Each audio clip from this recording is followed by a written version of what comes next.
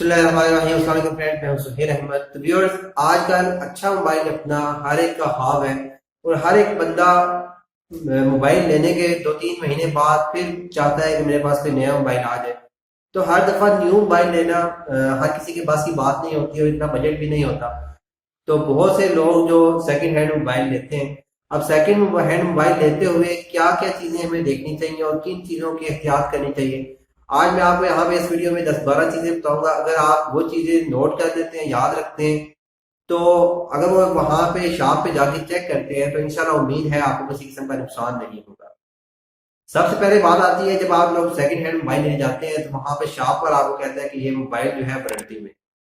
अब आपको कैसे पता लगे वहां पे वो आपको फ्रॉड कर रहे हैं या फिर आपको सही बता रहे हैं कि वाकई मोबाइल वारंटी में है या नहीं।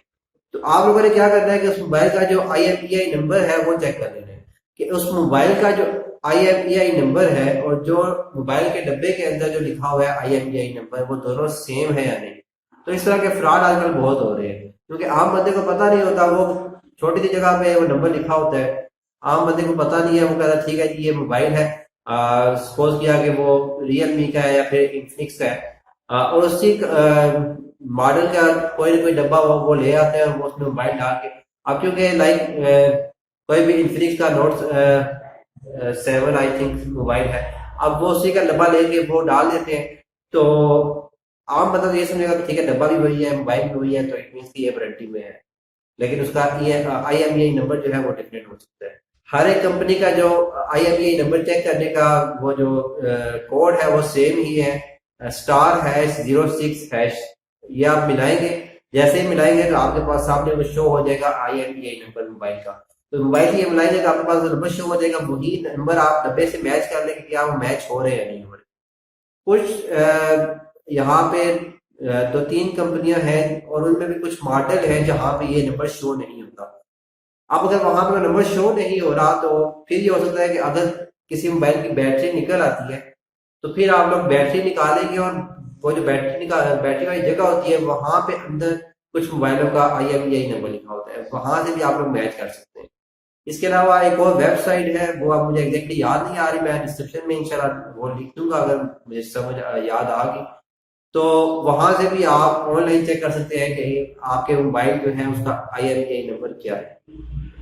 देन उसके बाद बात आती है कि अगर वो आपको चार्जर दे रहे हैं सेकंड हैंड, क्योंकि वो जब चार्जर देते हैं तो इट मीन कि वो आपसे थोड़ा बहुत एक्स्ट्रा पे भी कर रहे होते हैं। वो आपको बताते तो नहीं है, लेकिन वो जब कुछ ना कुछ चीजें आपको साथ देते हैं, लाइक चार्जर हो गया, हैंड फ्री होगी, इस तरह कुछ चीजें दे रहे हैं, तो फिर उसका वो थोड़ा बहुत कैश भी लेते हैं। तो चार्जर वहां पे वो आपको डब्बे में डाल के दे देंगे, ठीक है ये ले लें। तो सम टाइम चार्जर होता है वो अच्छा काम नहीं कर रहा होता, या फिर ये भी हो सकता है कि आपके मोबाइल की चार्जिंग पिन जो है वो खराब हो। तो हर एक चीज चेक करके आए। चार्जर दे रहे हैं तो चार्जर आप लोग चेक करें, 5-6 मिनट लगा के वहां पे चेक करें कि आपकी जो बैटरी परसेंटेज है वो कितनी वहां पे परसेंटेज अपडेट हुई है। अगर तो 5 मिनट में 4-5% अपडेट हो जाती है, इट मीन कि मोबाइल भी ठीक काम कर रहा है, चार्जिंग पिन ठीक है और चार्जर भी ठीक काम कर रहा है।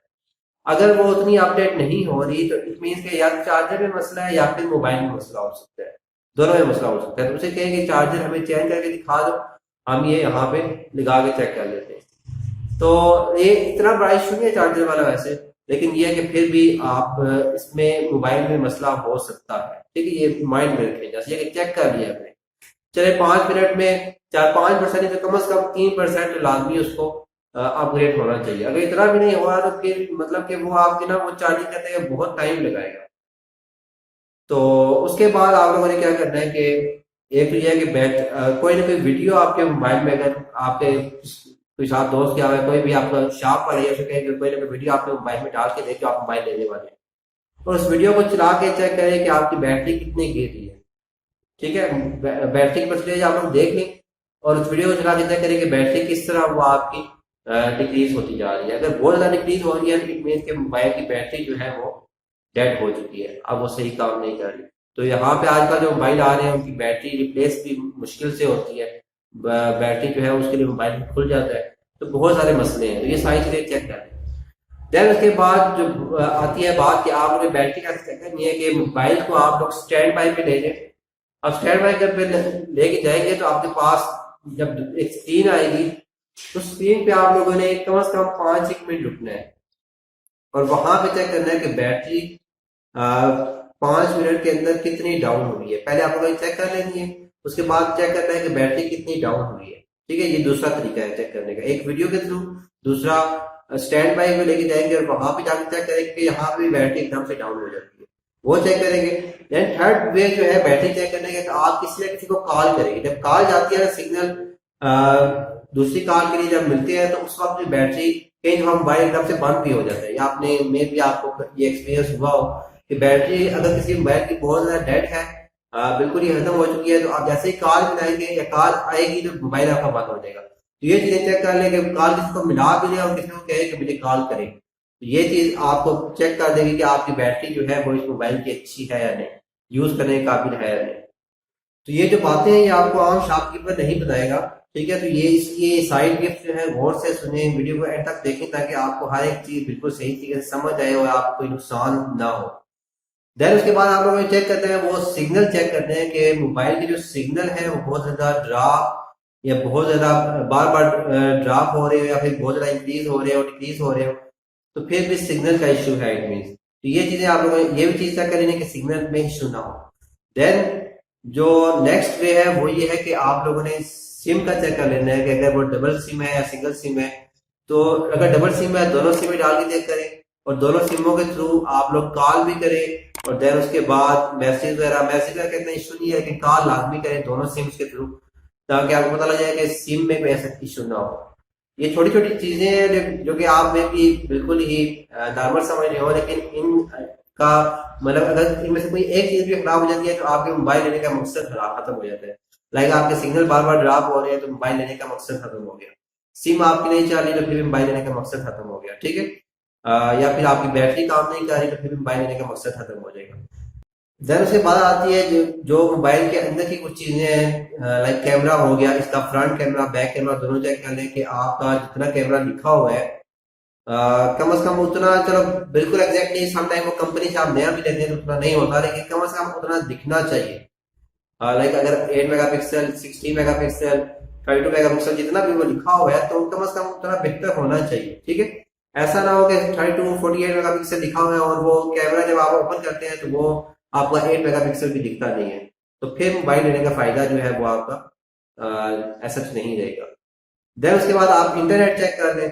इंटरनेट से आप लोग वाईफाई अगर वाईफाई वाला है तो वाईफाई ओपन करके देख लें, क्योंकि बहुत सारे मोबाइल का ये भी इशू होता है कि वाईफाई कनेक्ट नहीं हो रहा होता।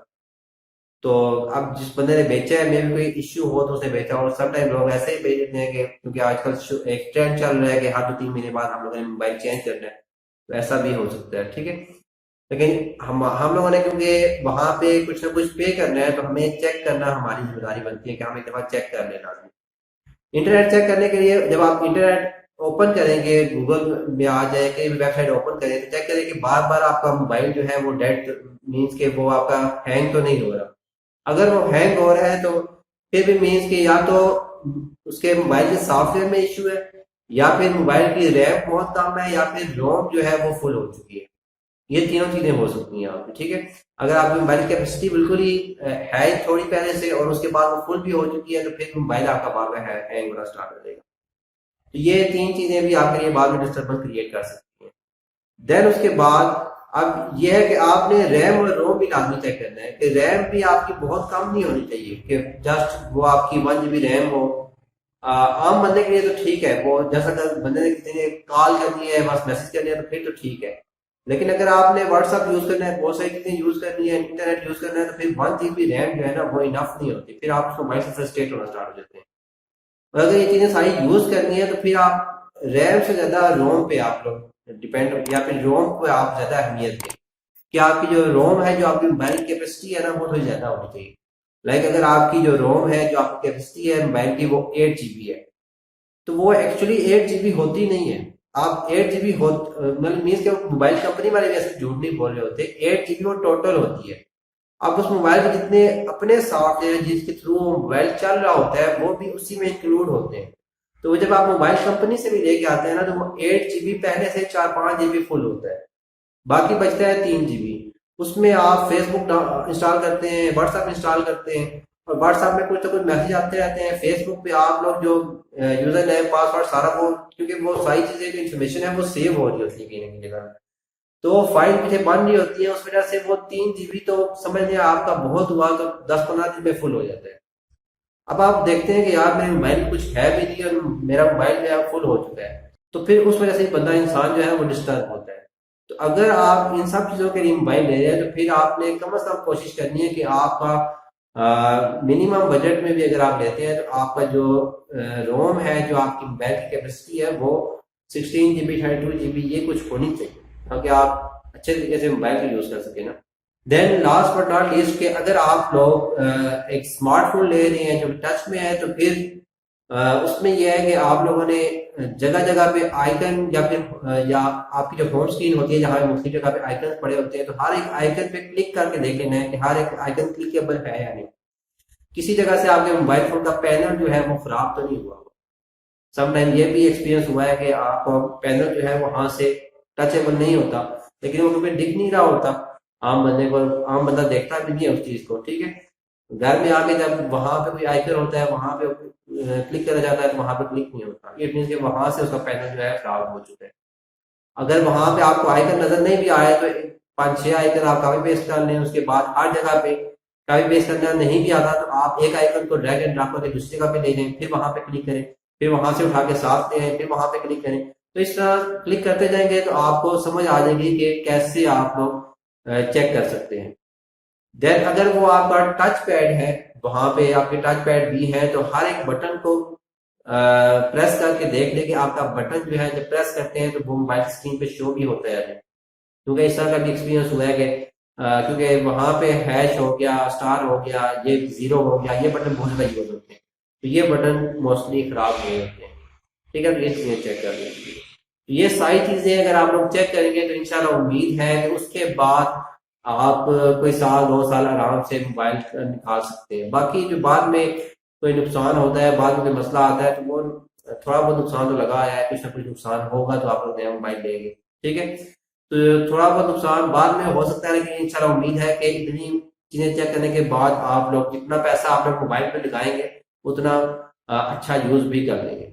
तो उम्मीद है ये वीडियो आप लोगों को पसंद आई होगी। वीडियो पसंद आई होगी तो लाइक कर दीजिए, लाइक करने के बाद चैनल को सब्सक्राइब कर दीजिए, सब्सक्राइब करने के बाद बेल आइकन आएगा उसको क्लिक करके ऑल पे क्लिक कर देंगे, जो भी न्यू वीडियो मैं अपलोड करूंगा उसका नोटिफिकेशन आपको उसी वक्त मिल जाएगा।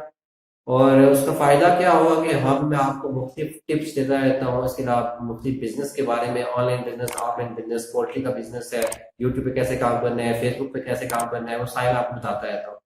तो मैं भी आपकी यहाँ पे टिप्स जानते जानते आपकी अर्निंग भी स्टार्ट हो जाए, और अर्निंग स्टार्ट होगी तो आपकी लाइफ बन सकती है।